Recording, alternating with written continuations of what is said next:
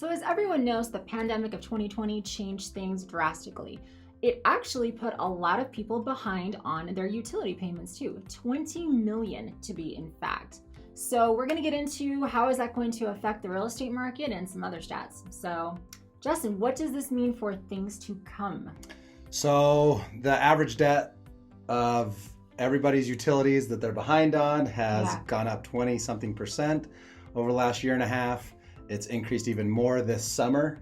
In fact, they saw one of the higher jumps this summer than they've ever seen. That is partially due to inflation, part of the rise of energy costs.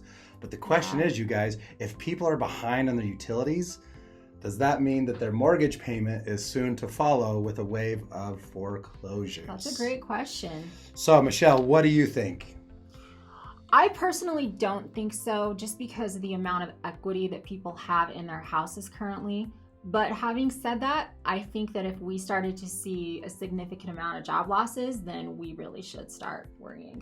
And that's kind of what I think it is more tied to. A lot of these people have been behind on their utilities. Yeah. And so it's kind of been like a running total of how much people are behind. And although there's an uptick of it, that's something that we look at and are concerned about, it is not necessarily an indication that they're going to be able to stop making their mortgage payment.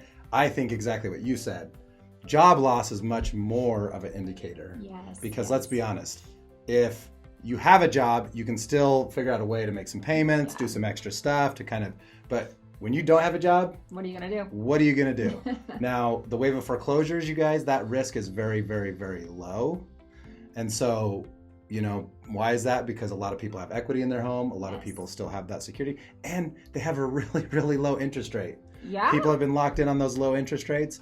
So it is a lot easier for them to make the mortgage payment to stay in their home. And even if they do lose their job, they can go potentially find another one. Maybe it doesn't pay as good. Maybe it's not their ideal job, but they're looking at it and saying, look, if I go rent, I'm going to pay this much per month versus if I can keep my 3% mortgage. So they're going to do everything they can to stay, to not let that foreclosure happen, which I think is going to be really good to keep foreclosures at a minimum. Awesome. Well, we want to hear from you guys. What are you guys seeing out there? Drop a comment and don't forget to like and subscribe.